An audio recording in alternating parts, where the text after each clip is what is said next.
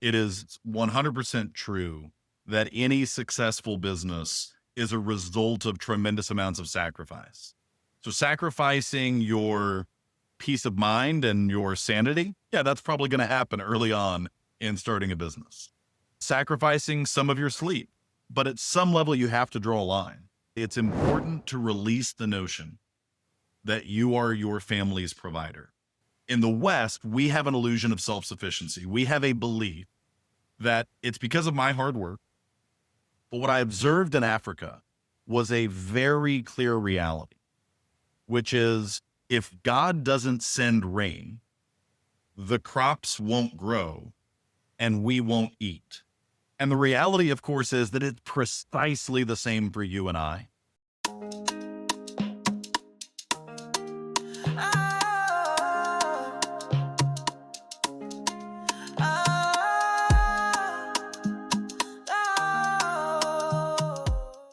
Welcome to the Entrepreneur's Kitchen. Today I've got a very exciting guest for you. I've got Kyle Gabhart here.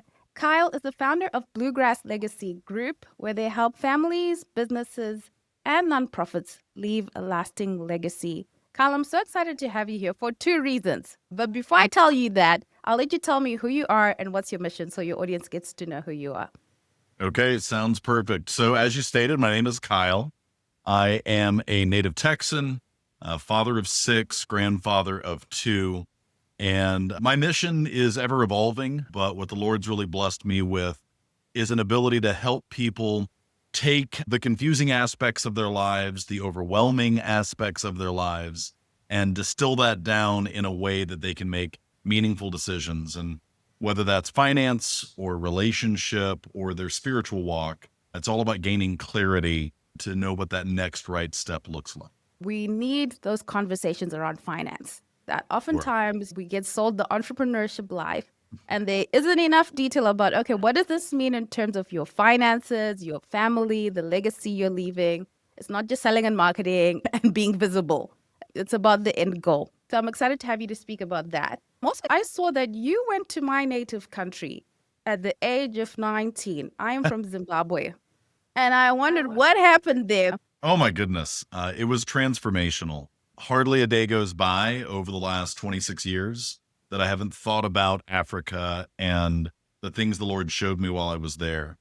For context, when I was there, Mugabe was still in power and was very much a ruling with an iron grasp. The land had just recently been taken away from whiteners. And so there was a lot of conflict there. And of course, I also spent time in South Africa and the wounds of apartheid were fresh. So different sets of experiences, but very similar in terms of the tension, in terms of the stress level. It just manifested itself quite differently across the two countries. It's interesting that you mentioned South Africa because what was happening at that time when you went seems to be what is in the headlines now, happening in South Africa, and all of that is playing out. We're seeing that in the international media. I'm interested to know, as a young person, what traveling to a place that was different than the life that you were used to. I'm thinking Texas and I'm thinking Zimbabwe, Mugabe time, what that was like. It really was a culture shock in so many ways. I grew up in the suburbs, and so I was used to a lot of the creature comforts that we tend to take for granted in the West. So I was accustomed to buses that would run on time. And I was accustomed to having access to ice whenever I wanted it and having access to air conditioning readily. And I was accustomed to so many of the things that make our lives comfortable. And it just wasn't a natural part of things there. I remember very distinctly, I was in the northern part of South Africa. This was early in my trip. And for context, I spent a month between South Africa and Zimbabwe. And it was the early part of the trip, and I went to what they called a farm, what we would more likely call a ranch. And it was just on the other side of the border. It was very close to Zimbabwe. And it was for me to spend a few days getting accustomed to the environment, to take some time doing some hiking and getting familiar with all of that. And there were some workers there on the farm that were very curious. And they were asking me so many questions about what they had heard about what America was like. And again, remember, this is the late 90s. So I don't know if this would still be as impressive for folks then, but at the time, it was still a magical concept to them. And one question in particular stood out. They said, "Do you really have a machine where you put clothes into it and it washes the clothes for you?" It was flabbergasted. I was like, "Yes, we do." And it blew their mind. They couldn't imagine that you wouldn't just wash the clothes yourself. And so that was one tiny example, but it happened over and over. Just the stark contrast of that world versus what I knew to be as quote unquote normal. You know what? You learned a little bit about African time. You don't always need to be in a hurry. So true. The It's bus is so true. coming. You will get to where you're going and you'll have a good time talking to Yes. people. It's a different pace of life. It is. I spent many hours hanging out at bus stops, and I would even look and go, but there's a schedule. Like the bus is supposed to be, it'll get here when it gets here. Don't worry, Brother Kyle. The bus is on its way. African time was fascinating. In a similar vein, we would do a lot of hiking, though we also did some hitchhiking, which I didn't tell my mother about until I got home. And we also rode a train at one point. And then, most interestingly, we took what they described as a bush taxi. Essentially, it was a donkey cart. So various forms of transportation, but hiking was a lot of it. And a really common refrain that would occur is I would ask my guide, Peter, "Are we there yet? Or are we almost there?" Much like we might see children ask on a long car trip. And he would go, "Oh, it's just one more small mountain, Brother Kyle. Two more small mountains, one more hill. We're nearly there." And we'd hike another half hour. And what I would count in my head as pretty sure we've gone over 3 of those and a couple of hills. And then I would ask again, "Yes, Brother Kyle, we're nearly there. 2 more small mountains. Almost there, Brother Kyle."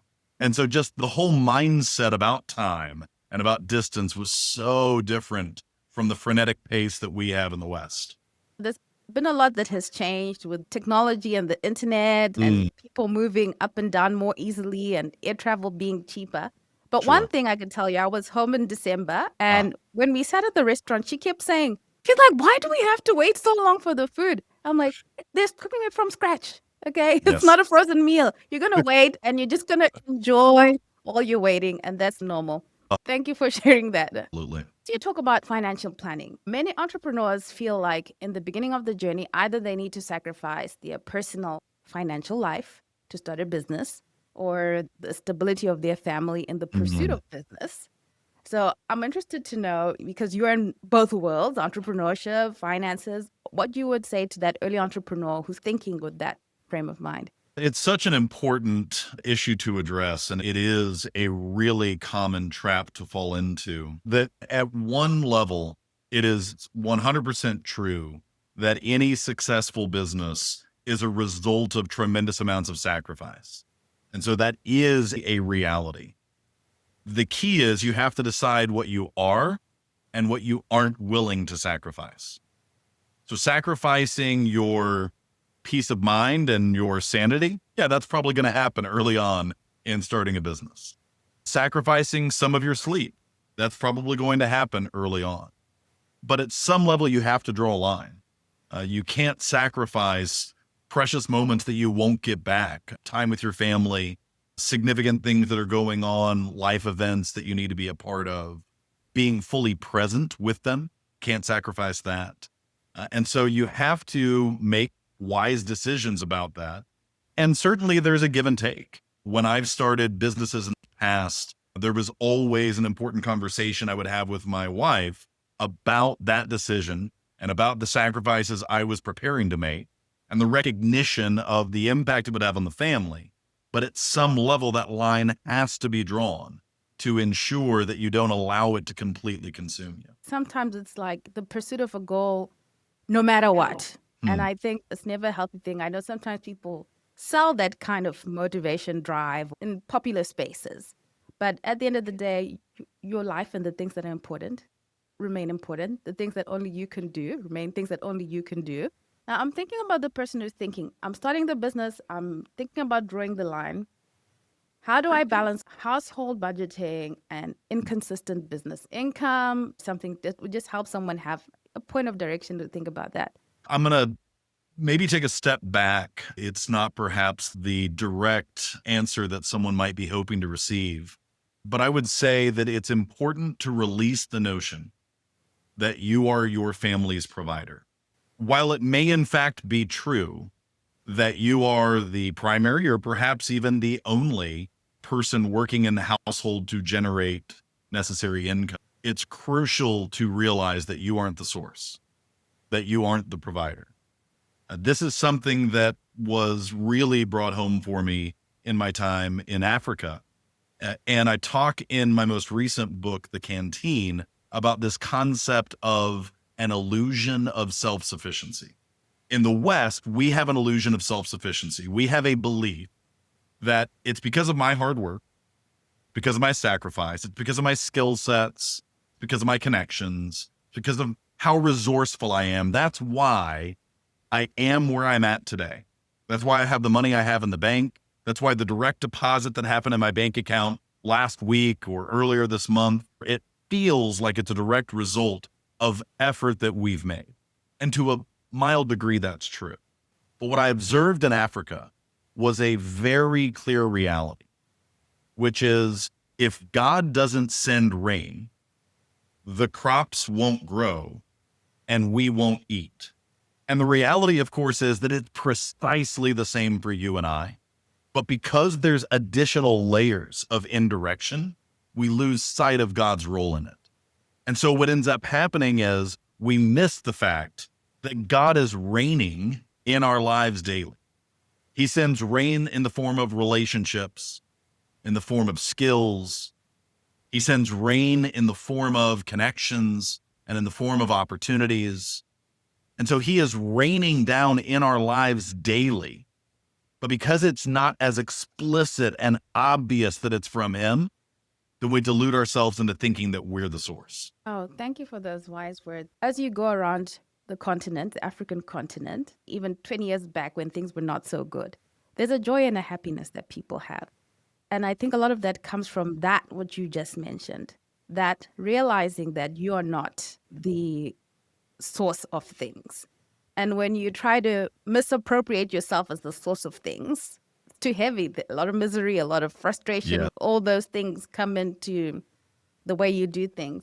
You mentioned that for those entrepreneurs who are married, you must discuss that these are the financial issues that pertain to being a business owner, what that looks like, and how that's going to play out in your family relationship. I know you and your wife do a lot of work with people building healthy marriages. In terms of entrepreneurship and that communication with the spouse around the issues of money. It's so important, and it manifests itself in a couple of ways. One is that everyone has a role to play in the way that money is managed. And there is sometimes a tendency to let one person, typically the more dominant or the more commanding or assertive member of the couple, to lead that. And to a certain extent, I can understand why that occurs, but it's crucial for it to be a shared relationship. In our case, for example, and I see this pattern often, it works really well for my wife to focus on the administrative aspects of money on a daily basis. And it's me focused then on the strategic side of money as I'm building and growing and moving and achieving things for the household as a whole. And so that works well for us to have that dual relationship and responsibility around money. But we also make it a point to have regular check-ins. So I've had a discipline within my business for several years now where I do a quarterly retreat with myself. Initially, I did it purely by myself. And then even as I've gotten a team, now I do it to move away from the team as well. And so what happens is for 4 times a year, for 3 days, I go off on the miniature sabbatical. I tie off any last activities that I was doing from a work perspective so I can release those. And then I spend a couple of days. Some of it is in self-care, just relaxing. Some of it is in journaling and prayer. And some of it is in detailed reflection on the past quarter's numbers. How did we do as a team hitting those goals? And then what are our goals for the next quarter? And what do we need to do to put ourselves in the right frame of mind for achieving those? And then I put a capstone on those 3 days and I go take my wife. And by the way, I actually go to a hotel. So I'm getting away for these days. Then my wife meets me for the last night. We have a nice dinner together, and I actually walk her through the numbers of this is what happened this past quarter in the business. Here's how we did in achieving our goals. Here's where we're going on the next quarter and what we're aiming to achieve. And so it keeps her in the loop. It gives her an opportunity to communicate any perspective or insight she might have. And then on the following Monday, I do a presentation to the team to bring them up to speed on the past quarter, as well as what we're looking forward to the next one. And so I do that 4 times a year. It helps me to not only tune the business goals, but also my personal goals. And then I do a more extended one once a year and incorporate the team in that particular retreat on the annual side of it. Thank you for sharing that practice. The people who will listen to this will really benefit from that, because I've seen really tragic things because the dominant person in terms of finances is not communicating, the business is not doing well. The other party is spending as if the business is doing well. The other party doesn't have the guts to tell the other person that, hey, things have changed. But that continuous communication about money, making that the norm, about what's happening.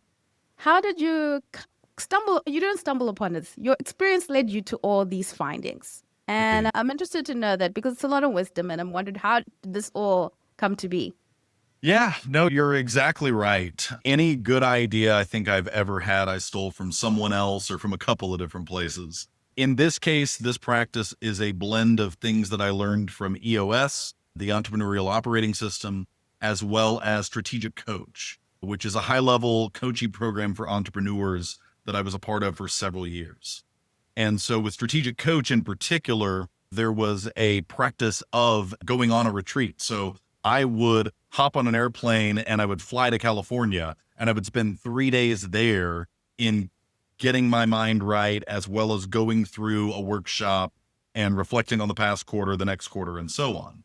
After getting in that discipline for a while, I then wove in EOS, which has a concept of quarterly rocks, which are those big rocks that you're going to focus on, and is about aligning the team around those items that you're going to focus on. And so then after I'd done that for a while, then it really just became a matter of going, okay, I don't have to get on an airplane and go to California. I don't have to be in a room full of other entrepreneurs in order to continue this practice. I love the principle. I love the cadence of it. I love the things I've learned from it. I can do it right here in my own backyard. And so I just started going to a hotel nearby and creating my own miniature retreat. And then it was a simple addition of my own to go, if I'm doing this anyway, and to your earlier question, I want to integrate my spouse more in what's going on in the business. It seemed like a natural opportunity to invite her in at the end of that, where we could celebrate together. And I could also give her a very real look at how things have gone and how I expect they're going to go as we continue to build that vision of the business together. Such a powerful practice. And I can see how it takes that, oh, it's my thing, it's my business away from, and it becomes the family thing. That's really important. I love that you said it that way. I want to build on it for a moment. I have really made it intentional over the last few years to talk about we and our with respect to the business, and encourage Tammy, my wife, to think of it as our business, even though on a day-to-day basis she isn't involved in it. And I've noticed now, really probably in the last year, that it's gone into her language as well. And so when people ask what I do or what we do for a living, she'll say, oh, we own a business. We own a wealth management practice. And she'll talk about it in terms of our team members, our employees, our office. And so it's really exciting to see her embrace that perspective as well. That's wonderful. I think someone who's listening at this point could just be like, I've heard enough. This is good enough. I can take this away. But keep listening. So thank you so much for that.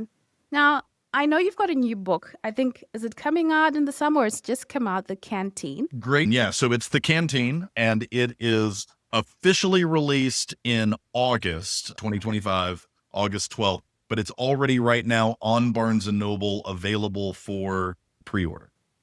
Tell us the premise of the book and what people can look forward to in The Canteen. You bet. So going back to when I was a young man, when you hear that a teenager went on a mission trip you have a kind of image in your mind that there's a group of, say, 30 or 40 people running around together, staying in hotels, and getting to do some meaningful things, visiting orphanages or doing some construction work or what have you. But you still have this image of sort of a safe clinical atmosphere of these herd of people running around together. My experience was dramatically different. It was myself and a native translator backpacking into remote villages sharing the gospel. The first night I was in the bush, the elder of that village was talking through Peter, through my translator, and sharing in a casual fashion, the same way that you and I are talking right now, that elephants are trampling their crops. Whatever the elephants leave, hordes of ants are demolishing. And 6 weeks prior, his nephew had gotten too close to the river and a crocodile had snatched him. And that was normal everyday life for them. And so it was a raw and real encounter with the elements and with my own faith that transformed my life. And so while I was there, I kept a journal. Every single day I wrote in it. I also took pictures. And when I say I took pictures, I mean that when I came home, I had film. I dropped it off at Eckerd's. I waited a couple of days till it was developed. I have photos. And so the book weaves together stories, journal entries, photos, and incorporates scripture and describes lessons the Lord showed me while I was there that still impact who I am today, 25, 26 years later. And there's opportunities within the book for people to explore that journey for themselves and see where the Lord wants them to go next. Sounds amazing. Thank you for sharing that with us. When you mentioned coming into contact with the elements, I said, everyone who says they love nature has never been bitten by anything. Indeed. It's an interesting perspective, and I think it'll really bless people. I know you speak a lot about legacy. Even in the startup phase of people who are starting businesses, what would you say to them about thinking about legacy? The most significant thing that I think is important for people to understand about legacy is that it's something that you are actively building right now, in contrast to how most people think of it. I have frequent opportunities to speak in front of audiences, and I'll ask them, what does the word legacy mean to you? And by far and away, the most common answer I get is, legacy is something you leave behind. While I appreciate that that's a perspective, and there is certainly truth to that, if legacy is something you leave behind, then what that means is you don't have an opportunity to influence it because you're just going to toss it over your shoulder, hope the next generation catches it and knows what to do with it. But when you shift your thinking from leaving a legacy to living one, then you begin to realize that the decisions you make with your time every day, the way that you apply your talents every week, and how you engage with the people and the community that God has placed you in is your opportunity right now to build and live a legacy and teach that next generation, mentor that next generation on how to carry it well.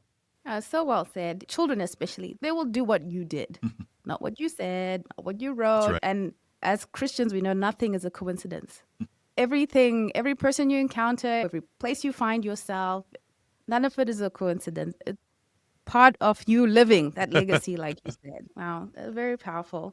Now, for those who are thinking, okay, I'm trying to think about my finances in a healthy way, create some financial habits. People always want the tactical things. You know that, Kyle. Maybe you can share 3 financial habits that someone should put into practice as an early entrepreneur to get on the right track. Yeah, no, I love that question. So the first thing that I would say is it's really important that you focus on giving your money a job, giving it a place to go and something to do, rather than waiting at the end to see what's left over. And this is particularly relevant for entrepreneurs because, generally speaking, the nature of a business that one would build is likely going to lead to variable income, at least at the beginning, if not throughout the duration of your time as an entrepreneur, right? The fact that you receive the profits after anything the business has built necessarily leads itself to variability. The trouble with that is if you're operating off of a fixed mindset about money, then you can easily run into the scenario of, I need to do A, B, and C. And if there's anything left over, then and insert whatever the answer might be, then I'll tithe, then I'll save, then I'll invest, then I'll put money towards growing the business further. And the trouble, of course, is that all of those things are crucial. What you need to do instead is front load your budget with non-negotiables. More often than not, my recommendation is going to be those non-negotiables are percentage based. A percentage that you give back to the Lord, a percentage that you save and invest, a percentage that you put towards growing the business further or growing yourself professionally. It's got to be percentages, because as soon as it's absolute figures, it's going to fall apart with the fluctuation and variations in your funds. And so putting those as the first priority is essential in proper prioritization. And scripture is pretty clear about first fruits anyhow. But I'm just suggesting to you that there are other fruits similar to giving back to the Lord that are equally important to front load or prioritize. And then to the extent that you have funds left over after, then you can start doing things that are fun. Then you can start doing things that you would enjoy and be able to really reward yourself for all of that hard work. But you've got to front load those essential priorities. So that would be the first thing I would say. The second thing that I would say is that there is absolutely no scriptural evidence I can find anywhere of the notion of retirement. I do not mean by that you have to die at your desk. I do mean that if you have blood pumping through your veins and oxygen in your lungs, the Lord's not done with you and there's work for you to do. Now, that may or may not mean that you need to go generate an income, but it certainly means that you need to be active and you need to be putting your talents to work. I've looked all through scripture. I've only found one example of retirement, and that is Moses, who had two careers. His first was 40 years as a shepherd. His second career was 40 years as a leader of the children of Israel out of the Exodus, through the wandering, all the way up to the promised land. After his second 40-year career, he had to train his successor, Joshua. After he did that, the Lord finally gave him a sabbatical. And his sabbatical was, you get to climb this mountain, you get to see the promised land, and then die. Priscilla, that's the only example I've ever seen of retirement. And so it's important to frame our minds around that and understand that the Lord and the kingdom has work for us to do.